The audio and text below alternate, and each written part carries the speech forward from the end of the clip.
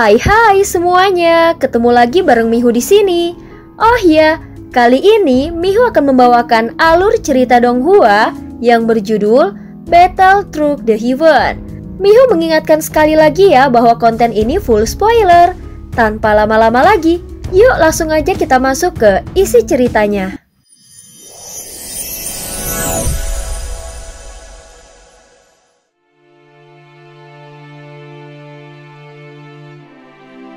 Melanjutkan dari kisah sebelumnya. Sebelumnya Ratu telah mendapatkan berita atas kekacauan yang ditimbulkan oleh makhluk dari dunia misterius surga barat akibat penghalang dunia yang melemah.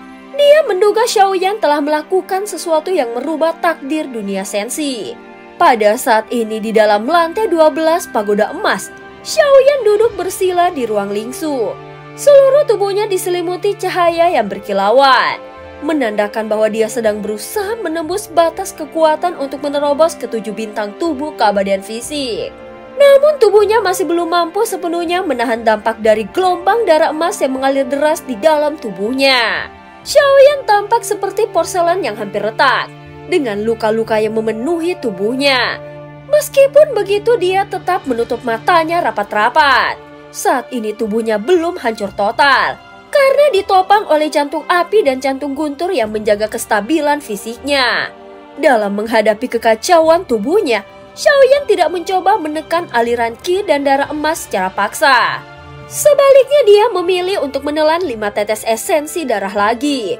Bagi seorang kultivator yang menekankan latihan fisik, metode pelatihan ini memang sangat kasar dan brutal. Tidak ada pil mujarab yang bisa menggantikan proses ini, kecuali teknik khusus yang diajarkan oleh Dewa Guntur. Itu merupakan sebuah metode pemurnian tubuh yang harus memiliki keinginan kuat. Tentu saja untuk memiliki tubuh yang lebih kuat, diperlukan pondasi yang lebih kokoh. Esensi darah yang baru saja dia telan mulai mengalir ke dalam tubuhnya. Namun pada akhirnya tubuh Xiaoyan mencapai batasnya. Darah meledak dari pori-porinya dan memercik ke segala arah. Dengan rahang terkatup rapat, dia menahan rasa sakit yang luar biasa. Namun selama jiwanya tidak tercerai-berai, tubuhnya tidak akan hancur sepenuhnya. Api terus membungkus seluruh tubuhnya kemudian mempercepat proses penyembuhan. Metode ini berbeda dari teknik pemurnian tubuh yang digunakan oleh avatar Yuan Shen. Sebagai tubuh asli, Xiaoyan memiliki lebih banyak metode untuk mendukung proses tersebut. Dia menatap ke sekitarnya dan tanpa ragu melihat ke arah glasir darah raksasa yang ingin menyerap darah emas dari avatar Yuan Shen-nya. "Berikan kepadaku," Xiaoyan berkata dengan tegas. Glasir darah raksasa yang ada di sisinya hanya bisa mengerang pelan. Dia tahu bahwa Xiaoyan benar-benar tidak peduli. Baginya ini bukan sekedar ujian kekuatan, tetapi juga momen untuk menerobos batas dirinya. Seperti gunung berapi yang ditekan terlalu lama, Xiaoyan akhirnya meledak. Darah dan dagingnya hancur berantakan, tubuhnya hampir menjadi cahaya emas murni, seolah-olah hanya tersisa kerangka yang bersinar. Namun jantung dan inti spiritualnya masih berdenyut dengan hebat. Rasa sakit yang dia derita tidak terbayangkan. Dia harus menghancurkan seluruh tubuhnya hingga serpihan terakhir, lalu membentuknya kembali dari awal. Dalam dunia kultivasi, tidak ada metode yang benar atau salah. Selama seseorang dapat mencapai tujuan akhirnya, maka itu adalah jalan yang benar. Di sekelilingnya pecahan tubuhnya mulai bergabung kembali dengan inti spiritualnya. Perlahan-lahan darah dan daging mulai tumbuh kembali. Pada saat ini seluruh tubuhnya memancarkan cahaya keemasan yang lebih terang dari sebelumnya. Di antara alisnya, 7 bintang mulai bercahaya. Xiaoyan akhirnya membuka matanya dan menarik nafas yang panjang. Metode ini memang efektif tetapi terlalu beresiko. Lain kali, aku akan mencobanya lagi, ucap Xiaoyan bergumam sambil tersenyum tipis. Meski berbahaya, dia tidak bisa menolak sensasi kegembiraan yang menyertainya.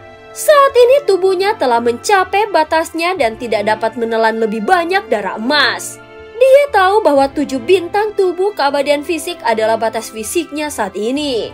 Jika dia memaksa untuk menerobos ke 8 bintang tubuh keabadian fisik, maka tubuh aslinya pasti akan runtuh. Xiaoyan kemudian menoleh ke arah mayat avatar Yuan Shen yang terbungkus api. Setelah sekian lama, tubuh mayat itu telah benar-benar mengering, seluruh darah emasnya telah habis terbakar, hanya menyisakan getaran jiwa samar. Dia mengulurkan tangannya dan menghantam tubuh mayat itu dengan pukulan keras. Tubuh avatar klan Yuan Shen langsung hancur berkeping-keping, memperlihatkan formasi rumit yang tersembunyi di dalamnya. Di pusat formasi itu terdapat jiwa yang bergetar. Xiaoyan merasa jiwa ini tidak asing. Dia merasa itu berasal dari master virtual musuh yang pernah dia hadapi sebelumnya. Meskipun jiwanya masih utuh, namun kesadarannya telah lenyap. Tanpa ragu, Xiaoyan menghapus formasi penguncinya dan memasukkan jiwa itu ke bendera penekan jiwa miliknya. Suatu hari nanti dia pasti akan bertarung melawan master virtual. Jadi jiwa ini bisa menjadi alat pembunuh yang sangat efektif. Baginya tidak ada belas kasihan terhadap Taisu. Mereka telah menghancurkan begitu banyak bintang dan mengorbankan banyak makhluk. Jika dia cukup kuat, maka dia pasti akan memusnahkan mereka. Tampaknya pengaturan ratu kali ini bukan hanya untuk meningkatkan kekuatannya saja, tetapi untuk bernegosiasi dengan Taisu melalui pertarungan ini. Dalam pertarungan itu, Taisu telah membayar harga yang mahal. Mereka kehilangan satu avatar Yuan Shen-nya serta fragmen jiwa master virtual. Dari avatar itu, Xiaoyan berhasil mengekstrak 10 tetes esensi darah yang mengandung energi ki dan darah emas yang luar biasa. Xiaoyan kemudian mengambil 2 botol esensi darah dan menyerahkannya kepada avatar Yuan Shen-nya. Satu botol diletakkan di depan glasir darah raksasa yang masih tidak berdaya di tanah. Tidak peduli seberapa keras glasir darah raksasa berusaha melawan, Xiaoyan sama sekali tidak memperdulikannya. Namun Xiaoyan tidak langsung meninggalkan pagoda emas. Sebaliknya dia melangkah ke lantai ke-14. Di sana terdapat kebun spiritual yang telah lama dia abaikan. Beberapa tanaman obat sudah matang dan tumbuh dengan subur. Sebagian dari tanaman ini juga berasal dari pesanan pemurnian pil yang diberikan oleh beberapa sosok dari alam dewa kekacauan. Tidak ada yang lebih cocok untuk menjadi seorang alkemis selain memiliki avatar dengan kekuatan jiwa yang kuat. Xiaoyan tampak tertegun sejenak setelah memikirkan ini. Namun menemukan avatar dengan kekuatan jiwa yang begitu kuat bukanlah hal yang mudah. Xiaoyan segera menggelengkan kepalanya lalu kembali berjalan di kebun obat. Beberapa tanaman obat yang ada di sini sangat langka. Jika ditanam di luar pagoda emas, maka butuh ratusan hingga ribuan tahun untuk tumbuh. Namun di dalam pagoda emas, tanaman ini bisa berkembang dengan kecepatan luar biasa. Hal ini terjadi karena pagoda emas secara otomatis menyerap energi pertempuran yang ditinggalkan Xiaoyan di berbagai tempat. Energi itu digunakan untuk mempercepat pertumbuhan tanaman obat di dalam pagoda. Dahulu pagoda emas ini sangat kosong dan tidak memiliki apa-apa. Tetapi kini telah berkembang pesat seiring peningkatan kekuatan Xiaoyan. Setiap kali dia mencapai batas kekuatannya, dia selalu menemukan bahwa lantai berikutnya di dalam pagoda emas adalah tempat yang benar-benar dibutuhkannya untuk saat ini. Zanlao, apakah aku bisa memasuki lantai 15? Begitu Xiaoyan mengajukan pertanyaan, sosok Zanlao segera muncul di sisinya. Kristal surgawi sudah muncul. Kau bisa masuk ke lantai 15 sekarang. Zanlao menjawabnya dengan nada yang tenang. Saat ini juga sebuah gerbang menuju lantai 15 muncul di ruang limpu. Xiaoyan sangat penasaran dengan kristal surgawi. Sesuatu yang bahkan mampu membunuh keberadaan sang pemusnah tanpa meninggalkan jejak. Sang pemusnah bahkan tidak merasakan bahaya ketika kristal surgawi menembusnya dan dalam sekejap dia lenyap tanpa jejak. Tanpa ragu, Xiaoyan melangkah ke dalam gerbang menuju lantai 15. Saat memasuki lantai 15, dia tidak merasakan esensi naik atau turun. Dia hanya merasa seolah dunia di sekitarnya langsung berubah seketika. Di depan matanya sebuah gerbang raksasa perlahan muncul. Ukurannya meluas hingga tidak terlihat ujungnya. Gerbang itu terus berputar memancarkan tekanan yang membuat mata Xiaoyan menyempit. Pemandangan ini benar-benar tidak terlukiskan dengan kata-kata. Dia tahu bahwa dia telah mencapai inti dari pagoda emas. Lantai 15 ini disebut koridor keabadian dan berada di tempat yang tersembunyi di balik gerbang. Saat dia masih mengamati gerbang tersebut, Tiba-tiba sebuah cahaya dingin melesat ke arahnya dan berhenti di depannya. Itu adalah kristal surgawi, suatu benda yang sangat misterius yang diperolehnya dari Raja Iblis Tianwu. Melihat benda ini, Xiaoyan sadar bahwa ini bukan sekedar tempat biasa. Bagaimanapun pagoda emas menyimpan lebih banyak rahasia dari apa yang pernah dibayangkannya. Koridor keabadian, apakah mungkin mataku salah lihat? Ucap Xiaoyan. Dia menatap lautan teks di depannya begitu luas dan tanpa batas. Hanya dengan satu pandangan, rasanya seperti akan tenggelam di dalamnya. Tetapi apa sebenarnya kegunaan dari kristal surgawi ini? Tanya Xiaoyan. Zanlo tetap diam saat mendengarnya. Xiaoyan mengangkat kepalanya kembali dan menatap deretan tulisan di depannya. Tiba-tiba, tulisan-tulisan itu mulai mengecil. Kemudian berubah menjadi sebuah gambaran yang sangat asing baginya. Dalam penglihatannya, muncul sosok bayangan hitam. Di sudut matanya ada garis hitam pekat, bibirnya membiru dan dia mengenakan jubah besar yang longgar. Aura yang dipancarkannya begitu pekat dengan bau darah yang membusuk. Melalui celah-celah jubahnya, samar-samar terlihat bahwa matanya kosong dan putih seluruhnya. Ini makhluk dari istana Tianren. Xiaoyan langsung mengenali sosok itu. Meskipun jubahnya menghalangi identitas pastinya, namun dia yakin bahwa itu adalah Raja Roh. Ketika bayangan hitam itu muncul, pemandangan kembali berubah. Ada sosok lain yang muncul. Wajahnya pucat pasi dan tanpa sedikit pun warna kehidupan. Dia tampak seperti sudah berada di ujung kekuatannya. Menggigit bibirnya dan berusaha melarikan diri ke sebuah gua yang ada di depannya. Namun saat dia hendak masuk ke dalam gua, bayangan berjubah hitam itu bergerak cepat. Dengan satu gerakan tangan, sebuah kekuatan dahsyat melesat keluar menciptakan gelombang energi yang sangat kuat. Sosok yang hendak melarikan diri itu langsung berhenti, terlempar ke belakang akibat tekanan yang besar. Lari! Suara seorang pria terdengar dan begitu familiar di telinga Xiaoyan. Tidak diketahui siapa bayangan hitam itu, namun sepertinya itu adalah salah satu dari Raja Roh.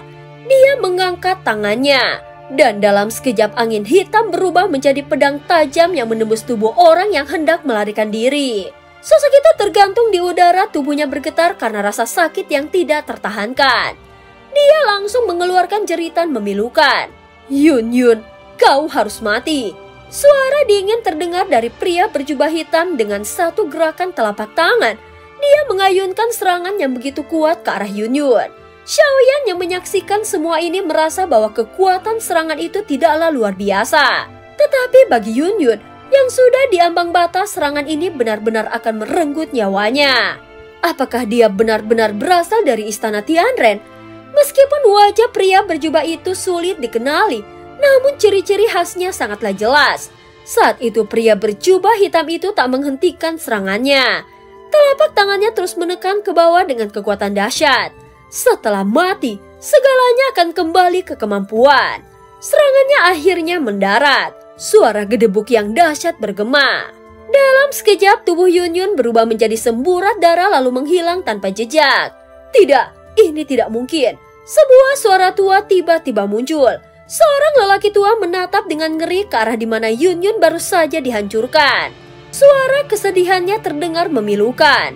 Dalam sorot mata Xiaoyan, tubuh Yun yang lenyap itu hanya menyisakan darah yang menyebar di udara. Apa ini? Bagaimana mungkin Yun mengalami nasib seperti ini? Jelas sekali Yun masih hidup dengan baik di dunia nyata. Jika demikian, apakah yang Xiaoyan lihat saat itu adalah gambaran masa depan? Semakin dipikirkannya, semakin dalam rasa bingung dan tidak percaya. Tidak peduli apa yang kau pikirkan sekarang, pilihanmu tetap akan sama. Entah itu masa lalu atau masa depan, kau tetap akan memilih hal yang sama. Itulah makna dari koridor keabadian. Suara Zanlo bergema di telinga Xiaoyan. Kata-kata itu membuatnya terdiam sejenak. Jika aku tidak menggunakan kristal surgawi, apakah Yun akan mati? Ucap Xiaoyan menoleh ke arah Zanlo. Sosok pria tua itu mirip sekali dengan Yalao. Bahkan wajahnya pun hampir sama. Mendengar ini Zanlo tersenyum tipis. Dia pernah mengatakan bahwa wujudnya diciptakan berdasarkan hati dan pikiran Xiaoyan sendiri. Waktu itu bagaikan sungai yang terus mengalir. Hanya karena ada riak kecil di dalamnya, aliran sungai tidak akan berubah. Namun jika seseorang mencoba merubahnya, dia hanya akan tenggelam di dalamnya. Xiaoyan terdiam sejenak mendengar kata-katanya. Dia menarik diri dari dalam pagoda emas dan kembali ke dunia nyata. Meskipun pikirannya bergejolak, dia tetap menjaga ketenangannya. Sebagai seseorang yang telah hidup selama 10.000 tahun, dia sudah bisa menghadapi situasi seperti ini. Sudah kembali begitu cepat. Apakah kau merindukanku? Di hadapannya Ratu Nanfu yang berwajah cantik tersenyum. Dia duduk santai menatap Xiaoyan dengan tatapan menggoda. Di sisinya, Ye Beijing berdiri dengan aura yang berbeda dari sebelumnya. Xiaoyan merasa baik dirinya maupun mereka tidak cocok dengan dunia ini. Mereka tampak terlalu santai, tidak memiliki keinginan untuk mengejar kekuatan seperti orang lain. Seolah-olah bagi mereka tidak ada tujuan yang harus dikejar. Saat berikutnya Ye Beijing tersenyum lalu mendekat dengan langkah yang ringan. Kau merindukanku? Dia menekankan pakaian yang sangat menggoda kulitnya seperti salju, namun tatapan Xiaoyan tetap tidak tertuju padanya. Nanfu, apakah kau tahu bahwa kakak kelima Mailing memiliki seorang murid bernama Yunzi? Xiaoyan langsung mengajukan pertanyaannya. Mendengar ini Ratu terdiam sejenak. Dia melambaikan tangannya dan selembar kertas muncul di hadapannya. Tunggu sebentar, aku akan melihat apakah dia diam-diam menerima murid perempuan tanpa sepengetahuanku. Namun ekspresinya menunjukkan kebingungan. Bagaimana mungkin dia tidak mengetahui Yunzi? Sebagai seseorang yang memahami perasaan Xiaoyan, seharusnya dia mengenali Yunyun atau Yunzi. Bahkan jika dia tidak tahu hubungan mereka, setidaknya dia pasti pernah mendengar tentang murid Mailing. Tetapi sekarang dia bersikap seolah-olah Yunzi tidak pernah ada sebelumnya dan tidak pernah ada dalam ingatan siapapun. Nanfu, bisakah kau menanyakan ini kepada Mailing untukku? Ye Beijing yang berada di sampingnya hanya diam, tidak menyela percakapan. Baru setelah suasana kembali tenang, dia akhirnya membuka mulutnya kembali. Siapa itu Yunzi? Dari namanya sepertinya seorang perempuan. Apakah dia istrimu? Ye Beijing menatap Xiaoyan dengan mata berbinar seolah-olah penasaran dengan jawabannya. Bukan, aku tahu semua istri dan wanita yang ada di dekatmu. Namun aku belum pernah mendengar nama Yunzi kecuali dia berasal dari dunia lain. Karena setahuku, di dunia ini kita tidak memiliki wanita lain. Ratu menoleh ke arah Ye Beijing lalu berbicara dengan nada serius. Aku sangat butuh jawaban ini. Bisakah kau segera menanyakannya kepada kakak Mailing? Melihat kesungguhannya, Ratu segera kembali dengan sikap seriusnya. Di hadapannya, selembar kertas berlapis cahaya emas telah muncul. Huruf-huruf di dalamnya bergerak dengan cepat lalu dalam sekejap kertas itu menghilang. Kau terlalu khawatir hanya untuk seorang wanita. Kalau dia memang tidak ada, maka carilah jalan lain. Lagi pula di depan matamu sekarang ada dua wanita luar biasa yang kecantikannya bisa mengguncang bumi. Ucap Ye Beijing langsung tersenyum menggoda. Jika aku berkata bahwa kami berdua bersedia menjadi istrimu, bukankah itu hal yang baik? Ye Beijing melirik Ratu dengan tatapan penuh arti, bahkan melemparkan kedipan nakal ke arahnya. Tunggu sebentar lagi, kita akan mendapatkan jawabannya. Xiaoyan langsung diam dan tampak tegang. Kekuatan pavilion Tianji milik Ratu jauh lebih kuat dari yang dibayangkannya. Jarak antara mereka dengan kakak Mailing sungguh jauh, dan mengirimkan pesan secepat itu bukanlah hal yang mudah. Namun bagi Ratu hal seperti itu tampak begitu sederhana. Bagaimanapun, kehebatannya dalam membaca takdir melebihi pemahaman Xiaoyan sendiri. Ye Beijing menyelesaikan ucapannya tanpa menunggu jawaban Xiaoyan. Dan anehnya dia tidak terlihat canggung sedikit pun meski diabaikan. Sementara itu Xiaoyan menatapnya dengan dalam. Semakin kuat, maka kau semakin tampan, kata Ratu sambil melirik Xiaoyan. Sementara itu Xiaoyan menatapnya dengan dalam. Semakin kulihat, kau semakin tampan, ucap Ratu melirik Xiaoyan. Dia bahkan tidak bisa menahan diri untuk tidak melirik tajam ke arah Ye Beijing. Kau benar-benar pria yang penuh dengan pesona aneh. Bahkan Ye Beijing dengan kekuatannya yang luar biasa tidak bisa disalahkan jika memiliki sifat seperti ini. Bagaimanapun jalan kultivasinya adalah Dao 10.000 domain yang merupakan jalan kesempurnaan tubuh dan daya tarik. Di matanya, melihat Xiaoyan mungkin sama seperti pria biasa yang melihat kecantikan ratu. Sebuah keindahan yang mengguncang hati membuat pikiran kacau dan tidak bisa berpaling. Di bawah tatapan intens Ye Beijing, Xiaoyan merasa sedikit tidak nyaman. Namun perlahan-lahan dia mulai terbiasa. Tiba-tiba kilatan cahaya dingin melintas di udara, lalu berubah menjadi kupu-kupu roh yang melayang dengan anggun ke arah ratu. Segera ratu menangkapnya dengan tenang lalu menyerahkan secarik kertas kepada Xiaoyan. Kita bisa membaca isi kertas itu. Matanya membelalak penuh keterkejutan. Dalam sumur, aku tidak pernah memiliki murid. Lalu siapakah Yun Yun yang ditemui oleh Xiaoyan di Bahtera? Dan cerita pun berakhir. Terima kasih udah dengerin Mihu dari awal sampai akhir ya. Please like, comment, and subscribe. Sampai jumpa.